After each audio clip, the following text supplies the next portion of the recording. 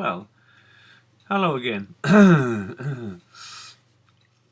If you decide to come into Canterbury, in Kent, England, then you'll probably find there's two railway stations here, and one is Canterbury East and one is Canterbury West. Whatever happens, basically,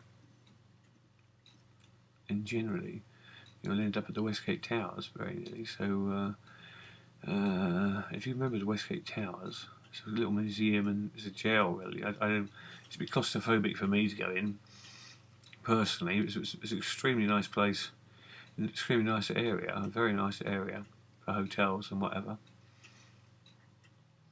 You'll find that is probably your starting point if you go by taxi, or if you're walking, or whatever you're doing. Basically, the only other option is if you go to Canterbury East, you can walk into a bus station through Jane John Gardens. It's a very nice, very scenic route along the city wall. It's absolutely fantastic, it really is fantastic. And I can say that, and I'm even a resident here virtually. So that will bring you up to the bus station. So if you start to get your bearings when you get to these places, you won't be anxious, and you'll know what you're doing, basically. I mean, I personally, as a guide, would be there for you to pick you up in certain areas if you need. I don't think you're going to need a big hand at all if you come into Canterbury. If you're coming in from Dover, you're probably coming into Canterbury East, so you could be prepared for a little walk to the bus station or a taxi to the Westgate Towers. That's from Dover.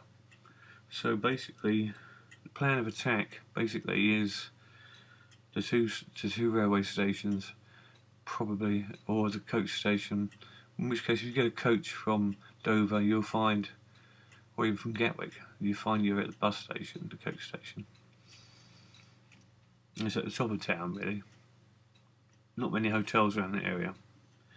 So the plan of attack and the general idea is to get rid of anxieties, know what your bearings, get yourself a little map and work out roughly. It's all about one-way systems, and that basically it will actually bring you to the Westgate Towers. So I can promise you that, basically, unless you're walking from the Canterbury East.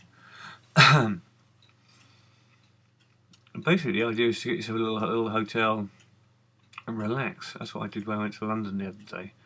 I wasn't too sure of the area, Kensington, and I really needed just to relax, get my bearings. I was going out with a big camera and an expensive camera and an iPad and a bag, and I didn't have much luggage. But I mean, I didn't want to go around in the dark looking for a hotel or whatever. I had booked in Canterbury anyway, so I booked ahead.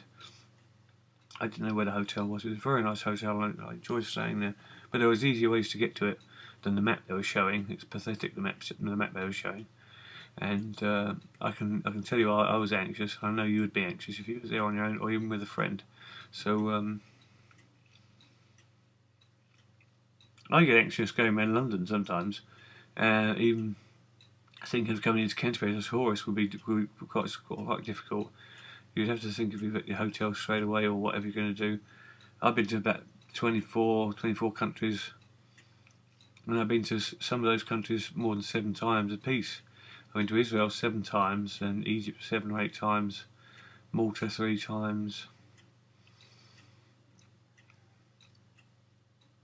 Jordan twice, and Damascus. Went to Syria. Was hard because sometimes they don't accept their own currency, some of these places, so you've got to be a bit careful. You could get stuck. Like in Syria and Damascus, that was quite hard.